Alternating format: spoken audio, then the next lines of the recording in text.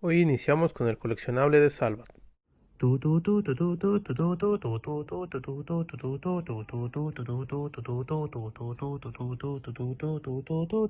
Pues bueno, sean bienvenidos a un video más para Multiversum Comics. Yo soy Fer Cueto y pues bueno, vamos a checar la edición de esta nueva colección definitiva de novelas gráficas de Marvel Comics publicado por Salvat. Vaya, esta no es la intro.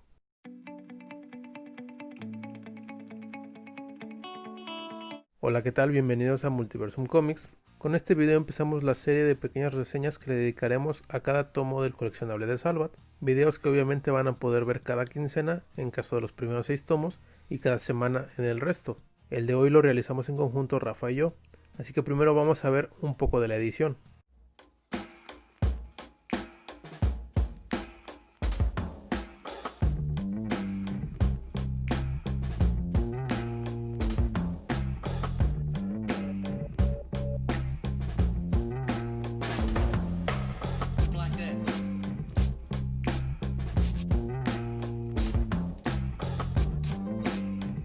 Rafa me comentó que es una edición bastante bien hecha, tiene un papel de buena calidad y un excelente empastado.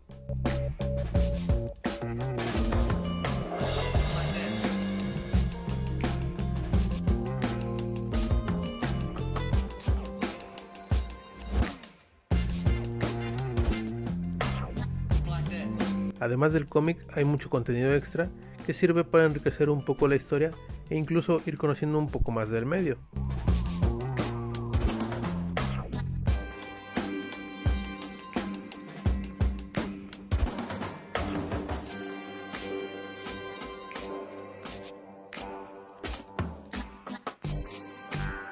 Según me comentó Rafa, la traducción no está acreditada, pero está aparentemente en español neutro o latino, como lo quieran decir, así que probablemente es la traducción argentina o se hizo en México. Si alguien tiene el dato exacto, pónganoslo acá abajo.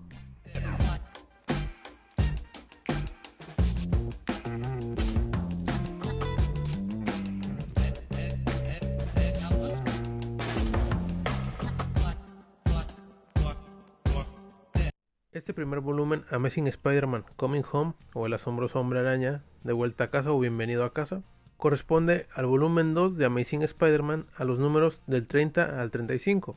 Antes de platicar del cómic como tal, hay que conocer un poco del contexto.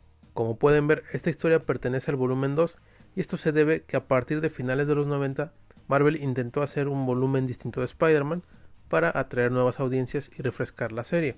Este relanzamiento originalmente se trató de llevar a cabo con John Byrne, un autor que logró un excelente relanzamiento con Superman después de la crisis original.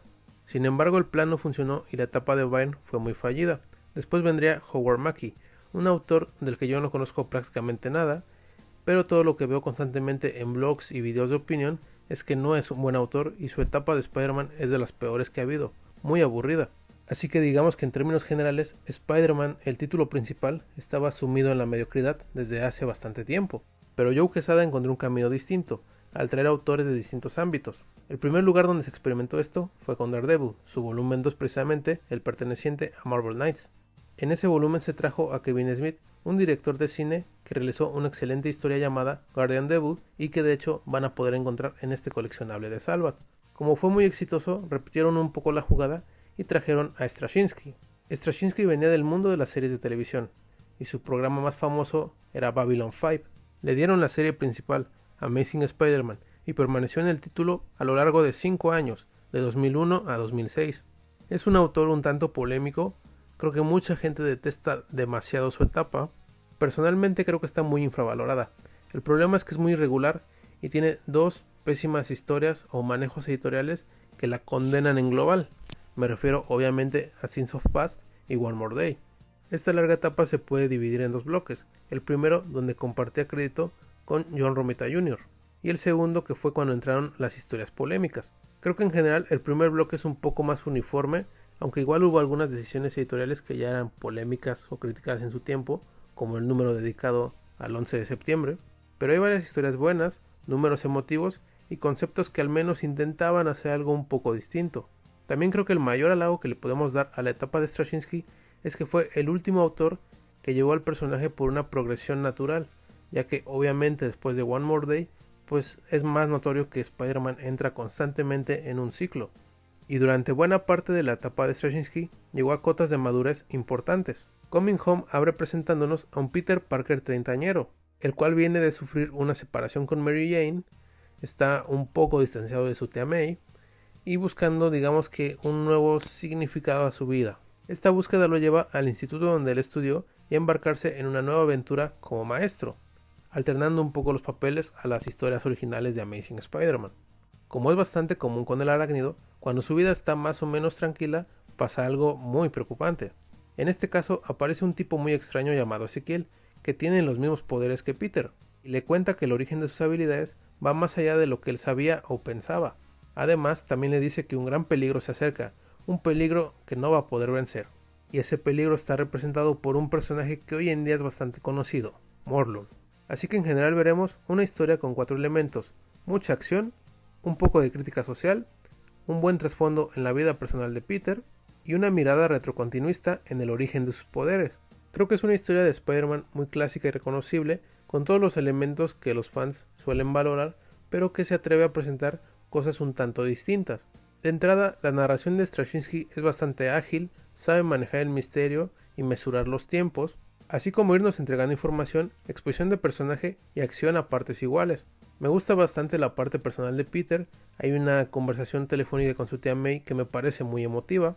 También me gusta el contexto social que logra darle con un tema que en aquellos años era muy importante para la vida de Estados Unidos y que hoy en día sigue sucediendo, que sin spoiler demasiado digamos que es el producto del bullying en las escuelas y el fácil acceso a las armas de fuego. Seguramente muchos saben a qué me refiero, es un elemento interesante y que logra generar una reflexión en Peter. Yendo a lo más transgresor entre comillas de la obra, que es el cambio en el origen de Peter, me parece muy bien llevado. Es un excelente ejemplo de un retcon bien hecho. Casi todos sabemos que el origen de Spider-Man pues se basa un poco en la ciencia, ligeramente ciencia ficción, pero trata de ser lo más realista posible. Y a partir de esta obra y esta etapa se añade una capa de misticismo. Creo que lo maneja bien y logra redondearlo, haciendo que el hecho o el porqué de cómo se convierte en Spider-Man sea multifactorial y eso enriquece el origen. Además creo que no es necesario decir que ese concepto funcionó muy bien para explotarlo comercialmente, todos saben que generó muchos años después, así que tanto narrativamente como en ganancias fue un éxito. Otra cosa que destacar es el nuevo villano, Morlun. Su concepto es bastante interesante ya que también enriquece la galería de villanos del Hombre Araña, al ser un villano que básicamente actúa por instinto, que no tiene intenciones extrafalarias o algo personal con Peter, lo hace original. Prácticamente no es malo, simplemente sigue su instinto y el orden natural de las cosas. E incluso a través de su comportamiento, Straczynski se da el tiempo para hacer algunas bromas con cuestiones del género. Hay una pequeña parte que me agrada bastante en donde Spider-Man se saca de onda porque el villano no está hablando, no está diciéndole sus planes, no está haciendo lo típico de siempre. Y esto creo que es muy agradable. De hecho, el humor de Straczynski tanto en Peter como en ciertos elementos de la obra, por ejemplo, en una parte donde se critica a sí mismo con su serie Babylon 5, son muy buenos. Volviendo a Morlun, quizá lo que más flaquea es su diseño como tal, ya que pues simplemente es un vampiro, o sea, su forma física, su estética, pues literalmente es un vampiro en todo sentido. De hecho, algo que le comenté a mis compañeros de Multiversum es que si no tendrá un poco que ver que por aquel año en que salió el cómic, en el cine estaba Blade. Entonces, a lo mejor había cierta intención de meter ese concepto por ahí en el personaje más popular de la compañía. Pero bueno, esa anotación es simplemente mía, así que no la tomen mucho en cuenta. Lo que también está bastante bueno, al menos en esta historia, es que el villano sea tan poderoso y para que Spider-Man lo pueda vencer tenga que usar su cerebro. Aunque a la larga fue algo contraproducente porque un villano así no funciona demasiado repitiéndolo, lo acabas desgastando. La resolución me parece agradable y de hecho hay un cliffhanger muy bueno. Es una cosa que todos tenemos en el subconsciente, pero a lo mejor no sabías en qué momento había pasado. Al encontrarlo en esta historia le da un cierre dramático, y lo mejor es que en el mismo coleccionable de Salvat se podrá ver la continuación en el tomo Revelations. Así que con estas 2 ediciones de Salvat se va a tener un buen vistazo de los buenos trabajos de Straczynski en Spider-Man. Cerrando con el apartado artístico tenemos a Romita Jr., un artista que hoy en día es muy criticado y creo que en general está en un estado de forma muy bajo. Generalmente la gente que tiene más años leyendo cómics a veces es muy indulgente con él. y los lectores más nuevos a veces son demasiado duros con él. Tratando de ser lo más objetivo posible, creo que es innegable que hubo una gran parte de su carrera que tenía un nivel altísimo, era un excelente dibujante y más o menos a mediados de los 2000 empezó con problemas muy notorios. Para esta historia todavía tenemos al Romita en su mejor momento. Ya de por sí, aunque hoy en día sus diseños y formas son muy criticadas, muy desagradables, siempre su narrativa ha sido muy buena. Y aquí con anatomías más comprensibles y diseños mejor elaborados es muy disfrutable. Me gustan mucho las transiciones que tiene y favorece el ritmo de la historia. También logra generar momentos de acción espectaculares y rasgos faciales expresivos. El entintado es de Scott Hanna, alguien que trabaja constantemente con Romita y hacen un buen equipo. Los colores quizá no son muy destacables, pero cumplen su función. Así que en resumen, esta es una muy buena historia para casi cualquier lector y creo que es excelente para nuevos lectores. Y de hecho, como es el primer tomo y va a ser el más barato, yo creo que va a atraer gente. Con que lo compren algunas personas casuales y algunos niños y de esos un puñado sigan leyendo cómics, ya es una ganancia. Así que creo que es excelente que abran con esta obra. Tú dime acá abajo qué te pareció la edición, la traducción, la historia, Straczynski, su etapa, cuál es tu historia favorita, cuál es la que más odias, qué te parece Romita, etcétera. Síguenos en las redes sociales. Si quieres conseguir estos tomos de Salvat a un buen precio y con un vendedor seguro, te dejaré la tienda de mi amigo Rafita Bounce acá abajo en la descripción. Sin más que decir me retiro, sigan en Multiversum Comics.